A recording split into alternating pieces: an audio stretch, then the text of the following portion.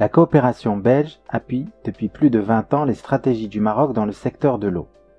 Le PAGER, le programme de généralisation de l'approvisionnement en eau potable du monde rural, avec un taux d'accès supérieur à 90% en 2012.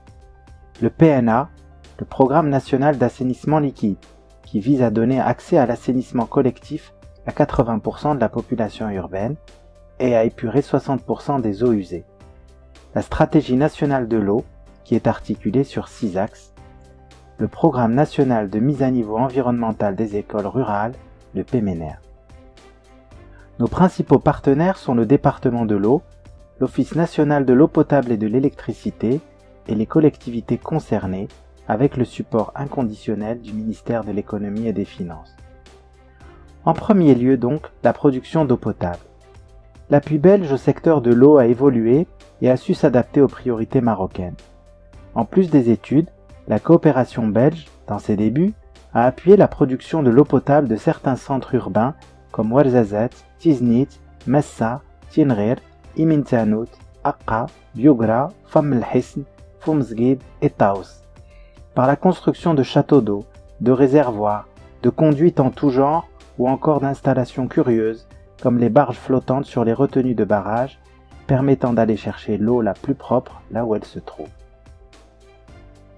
En second lieu, la desserte de l'approvisionnement en eau potable rurale. La phase qui s'ensuit a consisté à l'appui au projet d'approvisionnement en eau potable en milieu rural.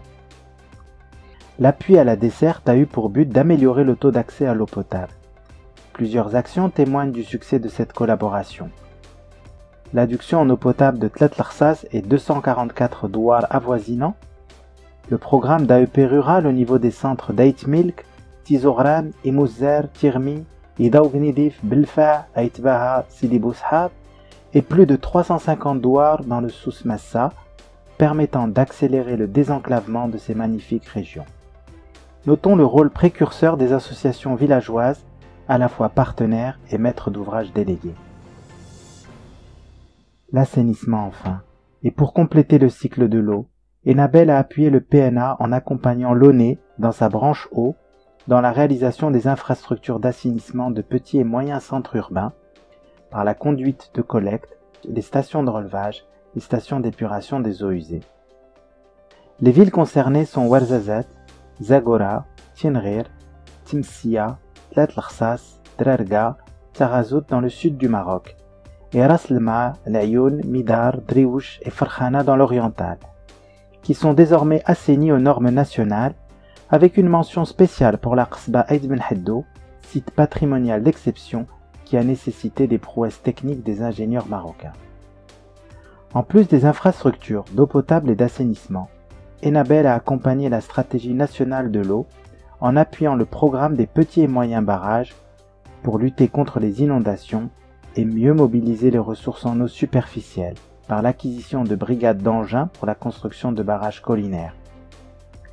Cette collaboration a été couronnée par l'appui aux agences de bassins hydrauliques pour plus de proximité dans leurs actions, délégation de Glimim, Ouarzazate, Al-Husseima et Midelt, par la rédaction de contrats de nappe, pour une meilleure gouvernance interne, un meilleur contrôle de gestion et des systèmes d'information, une meilleure maîtrise des données sur les ressources en eau afin d'appréhender les risques, notamment les crues et les inondations, et disposer des informations en temps réel sur les ressources en eau superficielles et souterraines afin d'agir, prévenir et sécuriser les populations. Les innovations et les valeurs ajoutées de notre coopération résident dans l'approche. L'approche a évolué pour mieux répondre aux défis de ses partenaires.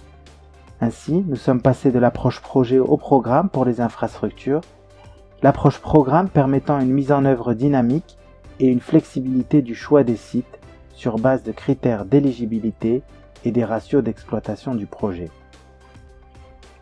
Le volet le plus intéressant à signaler, en tant que particularité de l'appui d'Enabel au secteur de l'eau, est la communication de proximité et la coordination entre les différentes parties prenantes. Ceci nous a permis de mutualiser pour la première fois au Maroc l'assistance technique au programme avec un consortium de bailleurs européens.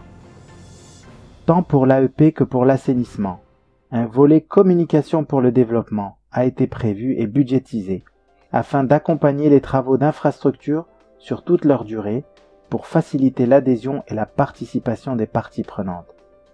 Ainsi, nous avons mis en place les ressources pour la communication dès la conception des projets et nous avons mobilisé des professionnels.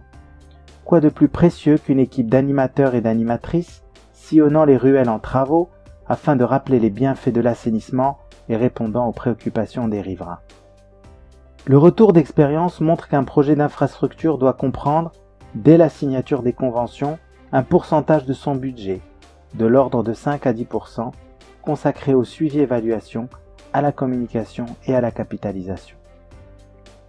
Avec un département visionnaire, comme le département de l'eau, l'approche genre a été implantée, consacrée par la publication d'un pense-genre et la promotion de compétences chez les jeunes et les femmes.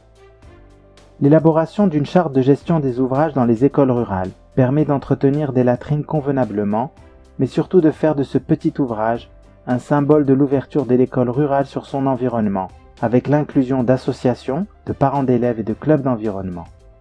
200 écoles particulièrement enclavées ont été ainsi réhabilitées dans les provinces de Ouarzazate, Tinrere, Zagora et Taroudant. Enfin, l'Institut de l'eau et de l'assainissement de l'ONE est devenu un établissement de référence pour la formation continue des fonctionnaires et gestionnaires d'ouvrages en Afrique et un fleuron de la coopération sud-sud. Ce partenariat belgo-marocain exemplaire et de proximité est basé sur une collaboration à tous les étages et une confiance. Il s'ouvre aujourd'hui sur de nouvelles opportunités en lien avec les énergies renouvelables, le climat, en réinventant les rapports avec cette ressource si précieuse.